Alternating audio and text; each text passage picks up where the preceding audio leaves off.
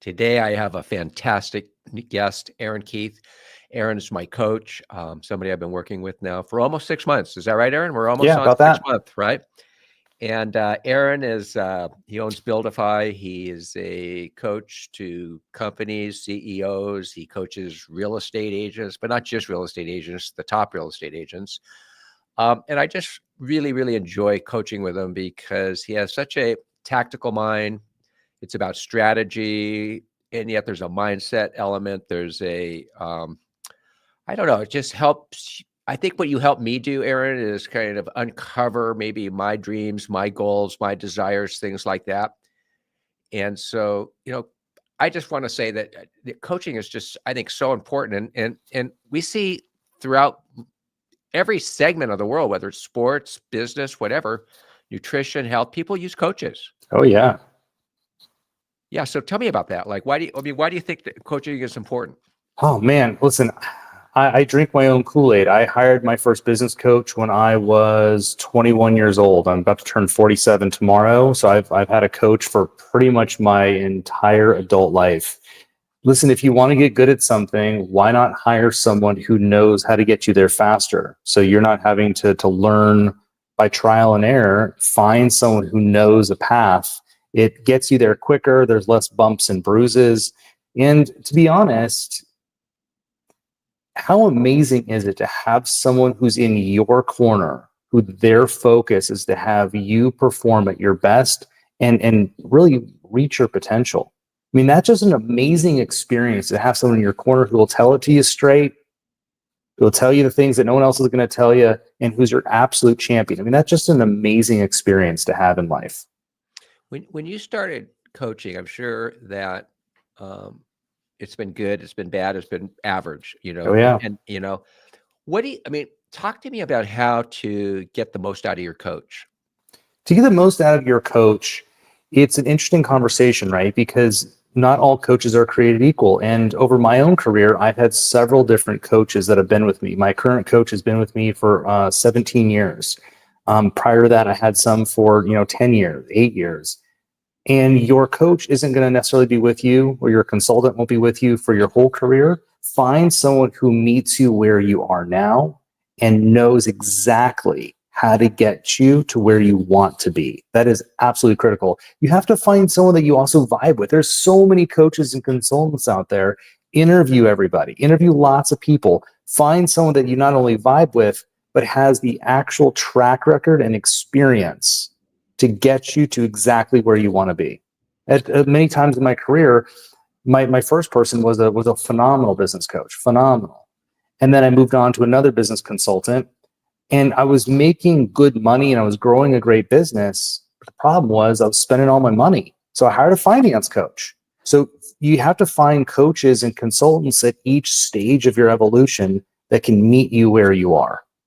I love that. I love that. And as someone that's being coached, how should you come to your coaching appointment, and how can you prepare for your coaching appointment? And what do you like I have this belief system, Aaron, and I don't know if you agree with me or not, but if I come to the coaching appointment with you and I'm waiting for you to tell me how to live my life, I don't think much is going to come out of it.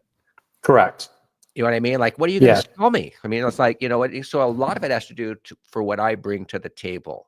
What would oh my gosh, it really does. What would you recommend to people in that situation? I mean, with this question, it's really interesting, right? The client will have a viewpoint of what matters to them, what they're focused on, what's important to them.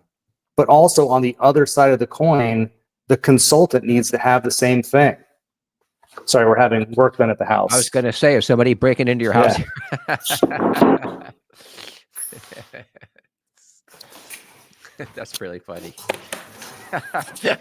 we'll just do that real quick. Make him go away. There you go. So when you're dealing with this, right, the client's going to have what they think they need to bring to the conversation, but the consultant, the coach, should also be bringing to them, this is what we see on the outside.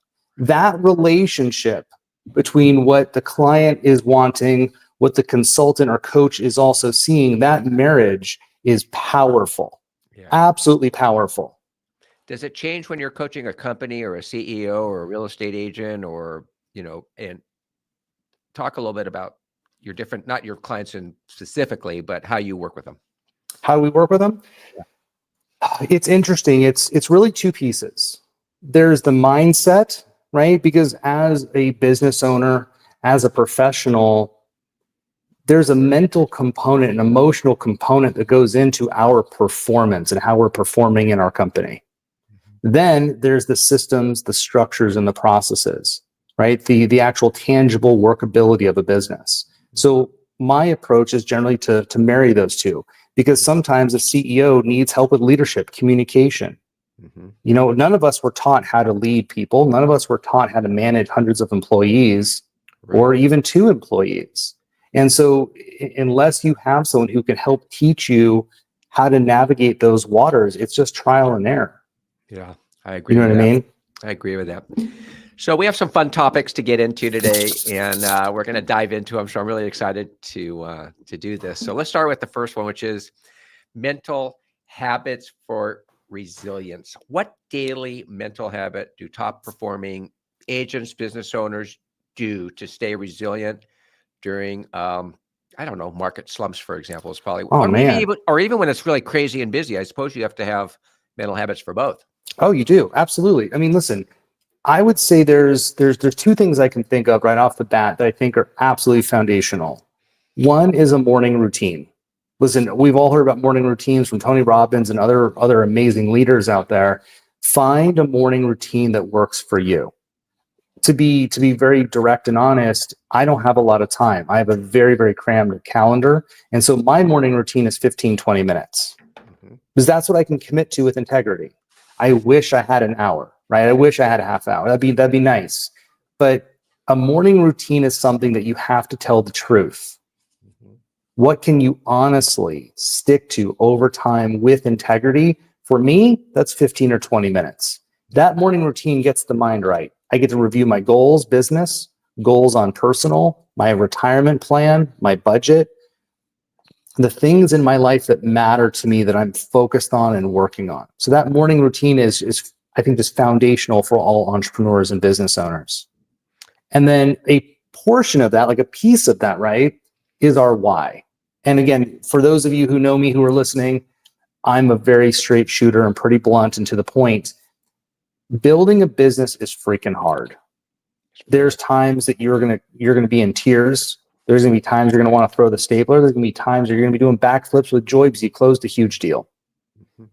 Being an entrepreneur is not for the faint of heart, right? That thing that pulls you through the tough times is your why. What's your why? When someone gets clear on their why and they keep that in front of them through their morning routine and just throughout the week, when things get tough, when things get dark, when the market changes, and you're in the thick of it, that why is what pulls you through. It's your guiding North Star that keeps the fire going, keeps it burning, and keeps you on rails. So I think knowing your why, having a great morning routine is paramount. When people do spiral, because I'm sure a lot of your coaching clients may even be spiraling right now with the bumpiness in the economy, the market, everything that's kind of going on. It's a little nutty out there. I mean, It's challenging. It's not bad. It's not good. It's just like, what is it? We're probably all asking each other. Yeah. What are the I'm not going to say tricks and hacks. What are the strategies for managing between your ears? Managing between your ears. I think having someone you can talk to clear the air, right? Because it's dangerous in here, right? Being stuck up here can be dangerous. Yeah. Having a therapist, a coach, a life or business coach, both even.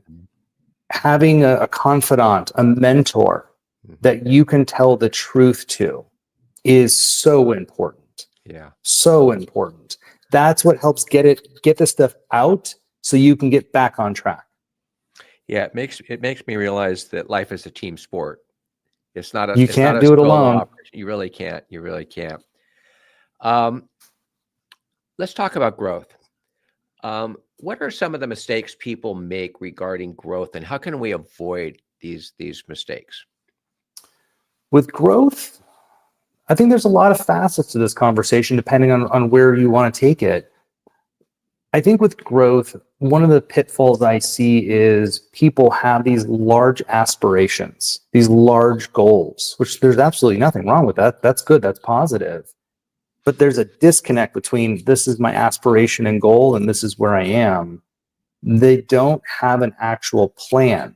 There's no real, tangible, actual business plan that's going to get them to said goal. Mm-hmm. And a lot of times they're also not doing the reflection. What do I need to learn? Who do I have to become to be a match to that goal, to that level? Mm-hmm. That's a lot of what gets discussed, not only with my own coach, but with my clients. Because we're all not enough in this moment to hit that goal. That's why it's a goal. It's a stretch. We have to grow and develop ourselves to get up there. That's interesting because that's true. No doubt about it. You have to become, like, it was so funny. I was, before I found Carrie, my wife, I realized that to find a woman like that, to marry a woman like that, I had to become that person first. Same. I mean, listen, that's literally what my coach worked on with me for years. I got engaged later in life. I'm like I said, I'm turning 47 tomorrow. We got engaged, 2 years ago, and we met later in life because it took me a long time to get my stuff together to be a match to that kind of a woman. Me too. You and I haven't gone into a lot of detail about our past. We probably should, because I think there's a lot of similarities in that. I maybe that's why I relate to you so much, Aaron, and why I like coaching with you, because I don't know. I feel we have a lot. I mean, we're definitely different, no question, but we have a lot of similarities too. Oh, absolutely. Yeah. You have a better six pack than I do. So that's where we're different. I got to make sure I don't lose it.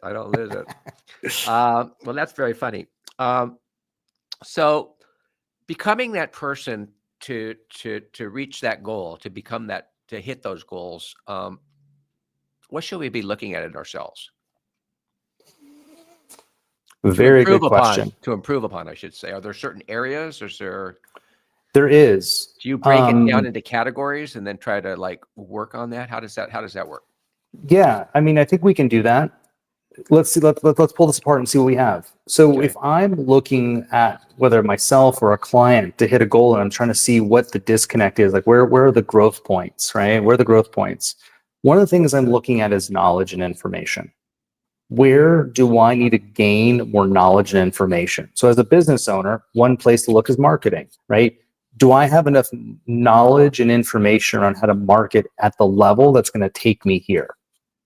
Okay. Next, finances. Y'all want to make a bunch of money? Who here, be honest, who here has been trained in entrepreneurial finance? Not accounting, not what school's going to teach you to be a CPA, but what do you actually know about entrepreneurial cash management? Hardly any of us were trained in that. So most of us, we don't have the financial IQ to get up here. Mm-hmm. Right? So marketing, finance, and then systems, structures, and processes. So operations. What do you know about operations? Yeah. So I would look at the main areas of a business and ask myself, do I have the knowledge, skill, awareness to build a company the size I want? If not, I'm going to either go start reading books, find a consultant, do both. Right. So that I gain that knowledge, right? So that's the logical part, right? That's the information part. Right. On the human performance, right? Our way of being, how we show up, we have to start to look and be really truthful about our shortcomings. Mm-hmm. We all have stuff. We all have limiting beliefs. We're human. That's normal, right? Mm-hmm. What are our limiting beliefs around success, around money, around leadership? We all have a bunch of gobbledygook up there in our brain about that stuff. And if that's not getting sorted out and cleared out through a therapist, EMDR, hypnotherapy, or with a coach or a consultant, it's stuck up there and it's getting in your way. So I think looking at the belief systems and the systems. Do you work with your clients to? Oh, absolutely. It's a big part of what we do. Get unstuck on those things? It's very possible, yeah. That's great. So scaling. you talked about that, about operationally. Like I know for a fact that when we founded Telus Properties and we opened in Beverly Hills, we opened in, you can keep that same topic, by the way, Sonny, becoming your best self. It's okay. We got up to 3 offices. We had Beverly Hills, we had Brentwood, and we had Newport Beach. Those were our first 3 offices. I was the broker of record. I was operations. I was president, and I hit the Peter principle, man. I was falling apart at the seams as an operator. I was even falling apart at the seams as a broker, having difficulty keeping up on top of all that, and then still being the president and doing what I do. It's a lot. I realized, well, it's not that it's a lot, but to your point, you have to know your limitations and what you're good at. And I realized that I wasn't an operator because I would get, like, if you have to go from A to Z and you can't skip any of the letters, and I'm only on D and I'm already bored or I'm distracted, or I mean, the other thing I noticed too is that I was too much of a micromanager, and I wouldn't delegate and let people do their thing because I could do it better. Right. And like we hear that a lot. So I think that scalability is one of the, I mean, I had to let go and bring someone else in. I had to put up the white flag and surrender that that's not me, which is hard. It's very hard. And yet to scale, a coach can be so helpful, I think, in helping agents, CEOs, business owners recognize that. It is. Let me speak to that point a little bit. You're spot on the money. A lot of real estate agents, because I know we have a lot of agents listening to this specific podcast, with a lot of real estate agents, they are visionaries, right? Most entrepreneurs, put agents aside, most business owners, most entrepreneurs, we are visionaries. We have a vision and we can see it, we can crystallize it. But when it comes to implementation, like the nitty gritty and the weeds, many are not so great. And there's nothing wrong with that. There's a clear distinction in business between an integrator and a visionary. So if you're someone who's really strong in visionary and you're realizing that your implementation is not amazing, get an assistant. It's one of, hands down, it's a game-changing investment into your business. Hire an assistant who's a phenomenal integrator, who can take what you give them weekly, monthly, organize it, and just go chop through it. Game changer. I mean, becoming your best self, then really, Aaron, is, if I'm reading this correctly or listening properly, is understanding your strengths and weaknesses. Yes.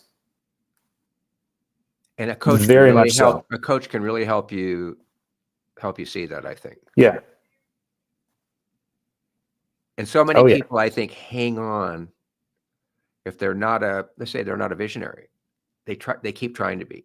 Or if they're not a great operator, they keep trying to be. Yeah. Instead of finding the help and delegating to it. So that there is a caveat here, though. I don't want to step over this.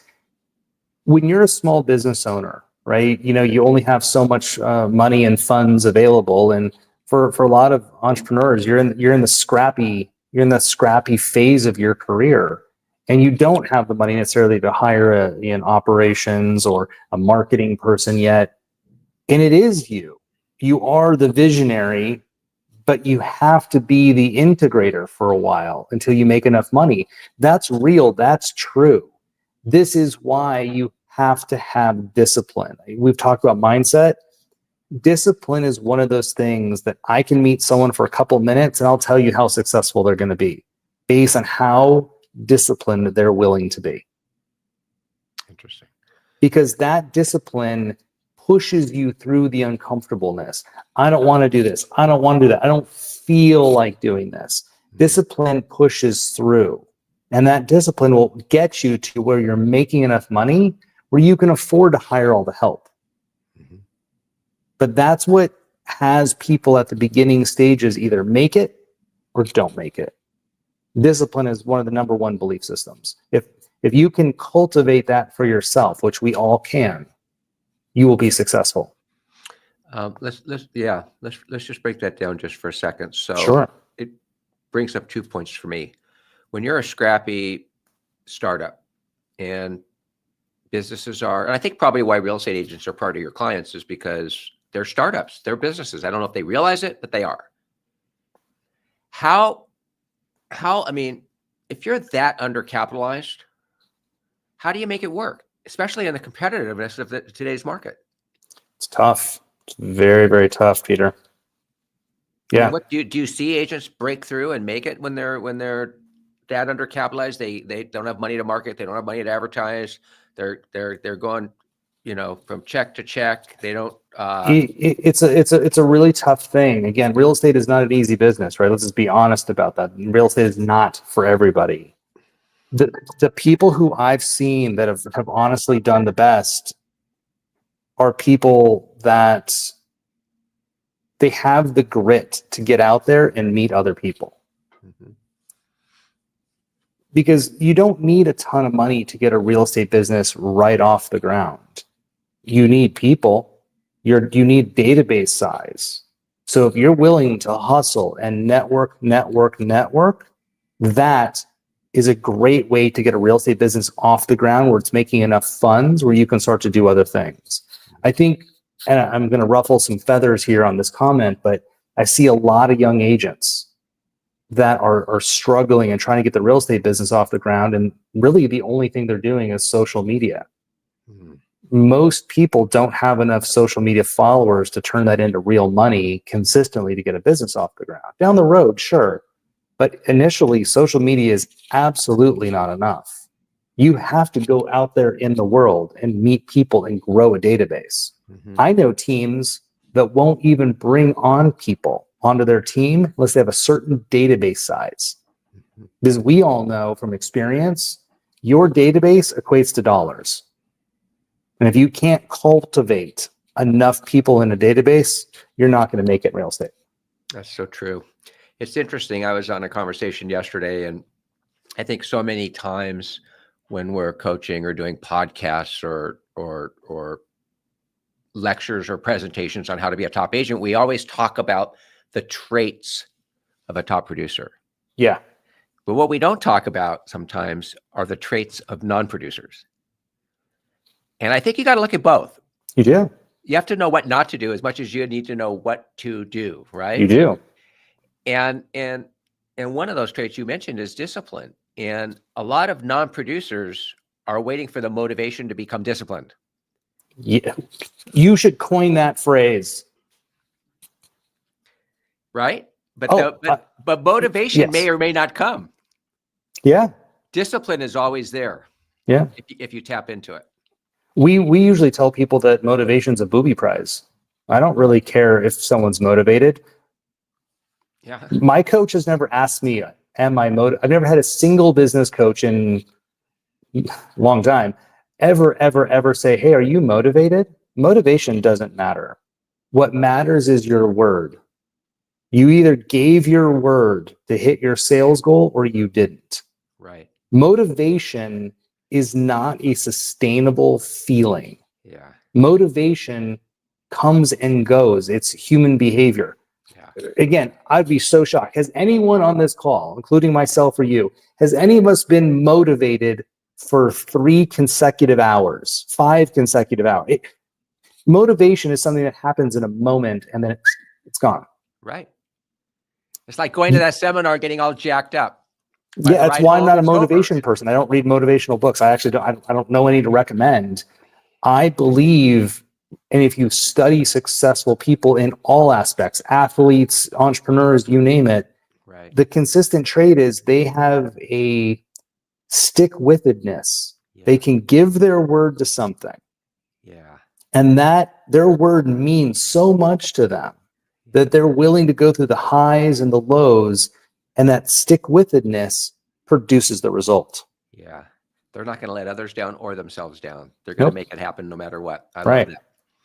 All right. So let's talk about breaking through glass ceilings. And I think that's a big one because either you're trying to get off the ground as a startup, or you're midway through your career and you just keep earning the same amount over and over and over again, and you're not getting to the next level. Or maybe you're really, really at the top of the game, but you're questioning. I mean, I was at this point. I'll never forget this. The reason I got into management, and you'll love this, is because I did 40 transactions in a year. Okay. The thought of 50 was overwhelming. I was just like, I don't think I want to do that. I said, how can I get other people to do 50 each? And then I can do 300 through 6 people. Yeah. And that's how I thought about life. Good. So how do people break through these ceilings? And I'm imagining some of these ceilings are self-imposed mental ceilings, and some are actual, you just don't have systems and organization in place. Yeah. So, I mean, you kind of answered the question right there. It's depending on what the ceiling is, we'd have to look at which ceiling. So we can look at some different ones if you want. But yeah, some of these are mental ceilings where it's just a lack of confidence. Some of these ceilings are a lack of information. Some of these ceilings are a lack of actual structure to get them there. So, okay, mental. What are some of the mental ceilings you see from your people you coach?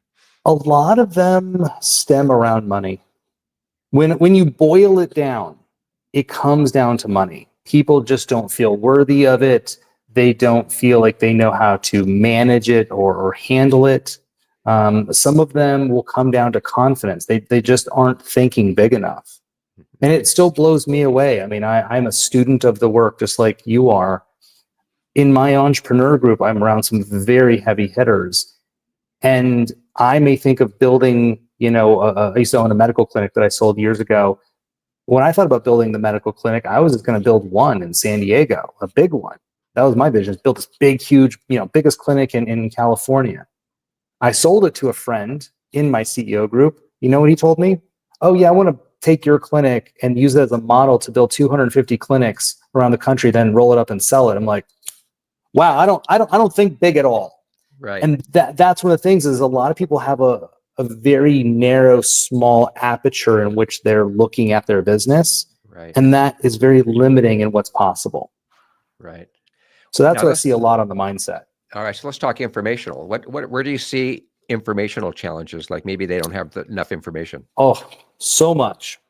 Negotiating, speaking, just having, there's some books to read, Words That Work by Frank Lund, by Phil Jones. Never Split the Difference, which I'm sure most of you have heard of. Mm-hmm. Books that teach you how language affects the brain.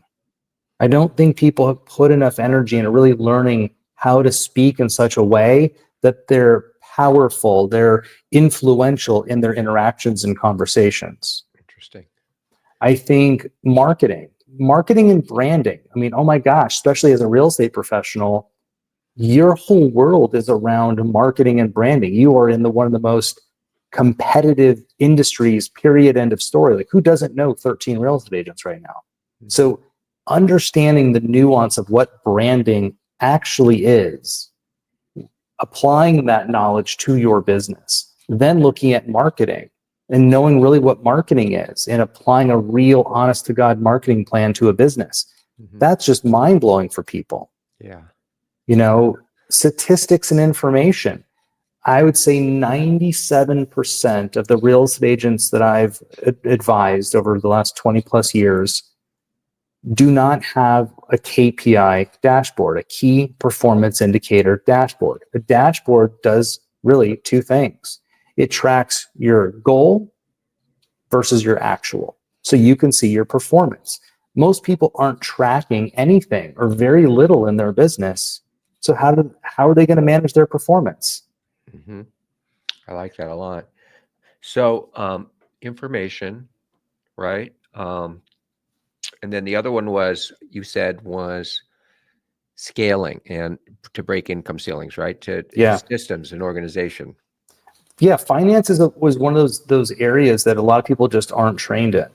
So 2 books to read in the financial world. These are great books, by the way. These are not boring. These are not going to put you to sleep. These are very entrepreneurial financial books. Read them in this order. First book I would read is Profit First by Mike Michalowicz. Profit First, very popular book. I'm sure a lot of you have heard of it. And then the next book you read after that is Simple Numbers, Straight Profits by Greg Crabtree. Again, very, very awesome book. Both of these books are going to teach you real, honest to God tools and techniques on how to run your finances, interact with your money. It's really going to expand your financial IQ. Mm-hmm. Great. I love that. Yeah, those are good ones. All right. Now we're going to one of those topics that you actually started to dig into a little bit at the very beginning, which is reignite your why. And that particular one is particularly important to me because I'm really looking at my next 5 years. I'm trying to integrate my why into my next 5 years because I really want to maximize what I'm doing right now. Yeah. At work, in life, everything. It's really important to me. And that's kind of what you and I have been working on and coaching towards. And so let's talk about that a little bit. Like, how do you, first of all, pull out a good why? And how do you kind of always maybe get your client to refocus on the why and maybe to, I don't know, somehow use that why to break it down to activities and goals and things like that? Yeah, you laid it out really nicely there. The why gets feathered into all kinds of different parts of your systems and structures. So let's talk about the structural part of a why first. Once you know what your why is, I think a vision board is very powerful. I know you can't see, but on the other side, the wall over here, I have a 4-foot round vision board. I've had that vision board for going on 12 years. I redo it every single year. My vision board is a representation of all the things in my life that matter to me: business, family, health, blah, blah, blah, blah, blah. So that's a very visual structure, right? Because a lot of us, we're visual creatures. Many of us really need that visual stimuli. And so a vision board is phenomenal for that because your why will be on there and in there in many ways. Mm-hmm. Then, like we said earlier at the call, the morning routine. In your morning routine, your why should be one of the pages in that binder that you hold up every morning. You look at your why, you look at your retirement plan, you look at your business budget, your personal goals, your business goals. That should be integrated into that. Mm-hmm. You know what I mean? Mm-hmm. So I think that's some of the structural part. Okay. To move on from that is the interface and keeping that why present. So like any business, we should be looking at our goals, business, personal, including our why, every week, every month, every quarter, and annually when we do our annual planning. So as a business owner, when you're going through your planning every month and you're looking at how am I doing on my goals, you are also dealing with how am I doing approaching my why? Am I getting closer to that? Mm-hmm. Mm-hmm. It just depends on what everyone's why is. Do whys have to be? Let me just interrupt you. I'm so sorry. Yeah, please. Because you're on a roll. But I want to just like, whys can be everything from like, oh, I want to buy a Porsche to I want to change the world. I'm going to give feedback on that. Maybe. This is my belief structure. My belief structure and how I teach this is there's 3 kinds of whys that can exist. I don't think all whys are created equal, in other words. To me, heart-based motivation, like a heart-based why, like I want to make enough money to put braces on my kid. Mm-hmm. I want to, make enough money where I can buy my first home. I think that kind of why that's really heartfelt and integrous has the most staying power. Okay. Then there's fear-based motivation, which is nothing wrong with that. That happens to most of us. Like, I have to make enough money this month to pay my rent. That is fear-based motivation. Again, nothing wrong with that. It is obviously not something we want to use for the rest of our careers, right? That's challenging. And then there's ego-based motivation. I want to go buy the Porsche. Listen, buying the Porsche could also be a different kind of motivation depending on your financial situation and what's going on. But I do see people who they want to buy something fancy and flashy. That's probably not the most financially responsible why. Mm-hmm. When it's an ego-based why, it has the least staying power. Yeah. Meaning when rubber meets road and life is tough, ego-based motivation gets blown away. Right. Heartfelt motivation is what pulls you through the tough times the best. That's number 1. And then number 2 would probably be fear-based, I think. Yeah, those are equal, right? Fear-based motivation is usually more short-term motivation. Yeah. Heart-based motivation is more long-term. Do you have any exercises or questions you give people to help them determine their whys? Any like? It's usually a reflection where I have them look at each area of life. I don't know if I can rattle them all off the top of my head, but whether it's family, relationships, health, finance, career, spirituality, looking at the different areas of life and then really determining for them, like what's that thing that really makes you emotional, that really moves you? Mm-hmm. And you can have more than one, and they can change every so often. Mm-hmm. So really it's spending that time reflecting, like, gosh, what's that thing that really is going to pull me forward, that's going to make the biggest difference in my life? Yeah, I love that. I love that. All right. Yeah, we might have to like, we got more things to talk about, really good stuff. I mean, the next one is probably your and my favorite subject, which is wellness drives success. And that Oh, goes right to human performance. It goes to our conversations about supplements and peptides and NAD yeah. and all that stuff, exercise, diet, sleep, cold plunges, all those things to try to get our minds, body, and even spirit into optimal shape to help us perform. Because if you're working long hours, if you're putting yourself under stress, it's like a car or anything else, you got to change the oil. You And have to, yeah. so talk to me about that and tell me like some of the exciting things you're seeing in health and wellness and some of the things you're getting your clients to focus on. Oh man, such a big conversation, right? So like I said earlier, I mean, I used to own one of the largest natural medicine concierge medical clinics in the country, and I sold it in the middle of COVID. So back You were in one of the first, by the way, to do that, weren't you? Like, I mean, drips it and was vitamin pop. bags. You were like one of the first It was ones. on the upswing in Yeah. San Diego, where I was based. There were some smaller clinics that were growing and it was starting to become a thing. And I've always been around health and well-being my whole life, and didn't quite have the scholasticness to go to college to be a doctor, but I've always loved how the body functions. I used to be an athlete, and yeah, I just think that human performance as an entrepreneur, if the body isn't working super well, the mind isn't working super well. I mean, how great are you going to be at driving a business working 14 hours a day? Because let's be honest, being an entrepreneur, especially in the early stages of anyone's career, you're working a half day. You're working at least 12 hours a day, if not 14 hours a day. I mean, I still work 12 hours a day because I love what I do. But if your brain is foggy and mushy and your body is just like this, not working great, and it's sluggish and heavy and you don't have the energy, how are you going to go crank and grind and grow?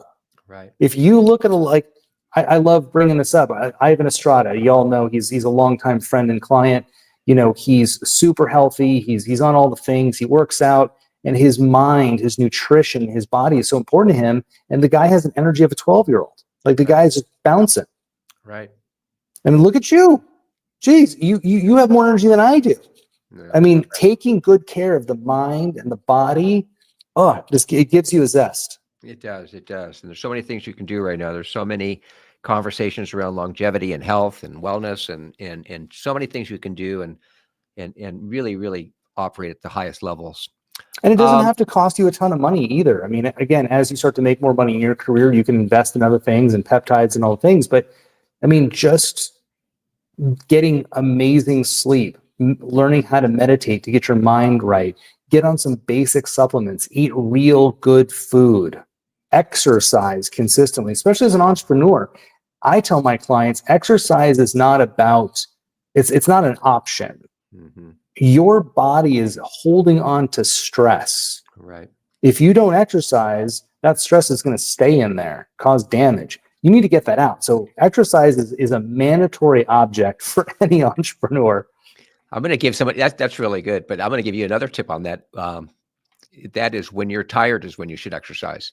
It's like so many people will be too tired to exercise, and that's absolutely when you should, because it somehow energizes you and builds your stamina up. So whenever I'm like driving by the gym and I just want to keep driving, that's when I pull in.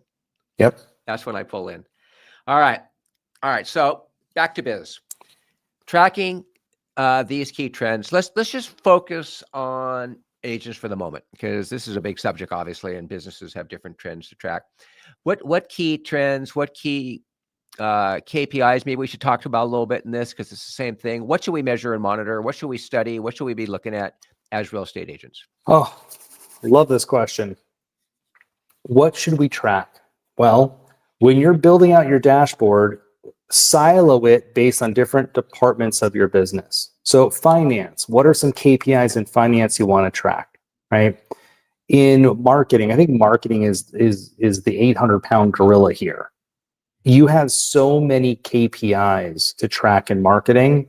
There's a couple I really want to hone in on in this conversation. And the first one is lead sources. I would say about 90-ish% of the agents that I've interacted with do not know this. They do not know what their lead sources are, meaning they don't know how many leads they need per month. And they specifically don't know where they want each lead to come from. They don't know what their lead sources are. I want this many leads from this source, this many from this source, this many from this source.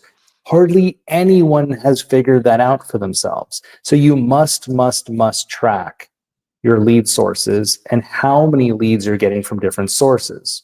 Some people are like, well, why? How are you going to know if your marketing plan's working? Your marketing plan, everyone, is designed to bring in the volume of leads you need from the sources that you need them to come in from. So if you don't track your lead sources, that means you're not tracking the effectiveness of a marketing plan, which means you're pretty much guessing. So I think that's one thing. The next is real specific KPIs inside of the marketing plan. Open rate of your newsletter, unsubscribe rate. Your phone calls. Everyone should be calling their database every 90 days. You should be tracking how many leads you're getting from your A's, your B's, your business alliances. I think a lot of people don't even know what business alliances are. Business alliances are your B2B relationships, your CPAs, wealth managers, divorce attorneys, family law attorneys, architects, interior designers, wealth managers, family offices. I can go on and on. Most people do not know how many business alliances they have. They don't know how many they're supposed to have. You're supposed to have between 20 and 30. Mm-hmm. And they're not tracking, are my business relationships producing leads? For most agents, I can say this strongly just because I do track this with all my clients. Most people I meet, their business alliances are producing very little, if anything. So I think tracking all of your email marketing, tracking all your social media KPIs, tracking your hard mail if you're doing any hard mail, tracking events and what comes out of your events if you're doing any events, which you should be. All of these segments of marketing have to have KPIs that are being managed. I love it. I love it. Well, this has been really exciting. I want to finish on one last topic because I know it's a big one for you, and we can wrap it up with this, and that is branding. I know you're a big proponent of branding and knowing your brand and putting your brand out there. What are your thoughts on that? Give us a rundown on branding. Branding's an awesome conversation, right? Because all the brands that we wear or we have has permeated our lives in some way. For small business owners, I think a lot of small business owners don't think branding applies to them yet because they're not big enough, or maybe they just don't know. The place that you want to start when you're doing branding, a simple place to start because it affects all of your marketing, is brand pillars. A business should have somewhere between 3 and 6 brand pillars. Your brand pillars make up what your brand stands for in the world. I'll give you some examples. So if you're in real estate will be one of your brand pillars because it's your industry. Community could be a really great brand pillar. Interior design and architecture can be a brand pillar. Lifestyle is a very broad brushstroke, but it's a brand pillar. So lifestyle could be like food and restaurants. One of the brand pillars I force upon all my clients is intelligence and capability. Here's why. There's so many real estate agents in the world. If you're looking to get a high-end client, which most agents are, that customer base, that target market, if you will, is looking for the smartest, most capable agent that they can find. So if you're not representing your brand as I'm one of the smartest, most capable agents in the marketplace, you're going to get looked past by most really successful real estate people that are looking to hire an agent. Mm-hmm. And when you bring all that together, you have what's called a sticky brand. And again, I'm just being very truthful and very blunt here. So sorry if I ruffle some feathers, but I've, coached thousands and thousands and thousands of agents over my time. And I obviously follow a lot of y'all. Most huge amount of the agents that I see on social, it basically is a gym selfie and an open house. And that is such a monochromatic brand. It's not interesting. And you may know the statistic better than I. The last time I heard was the average person buys 3 to 4 homes in a lifetime. Meaning you posting about an open house doesn't apply to my brain. So my brain is going to dismiss your social. It's not going to engage in it because it doesn't apply to me. Mm-hmm. Most real estate brands are so flat and the information is salesy. You're trying to sell to people. You can't do that. People need rich, deep, sticky content. And your brand pillars give way to that content strategy. When I see businesses, my clients anyway, that change their strategy and have brand pillars, their engagement goes up. Their followers go up. There's a richness to their social. There's a richness to their email marketing, their hard mail. These brand pillars should permeate every part of your marketing plan. I love it. I love it. Well, Aaron, thank you so much for being on The Core Truth. I sure got a lot out of it, and I'm really looking forward to our coaching call Friday at 7 a.m. Gave me a ton of ideas to talk to you about today. So I hope everyone else had that same result or effect from this conversation, because, man, I think if it didn't, you got to be brain dead or not very disciplined or motivated or whatever, because boy, it should have really gotten you fired up. Anyway, Aaron, it's always great talking to you. Thank you so much for spending this time on The Core Truth with me. Thank you. And we will be back for another great Core Truth.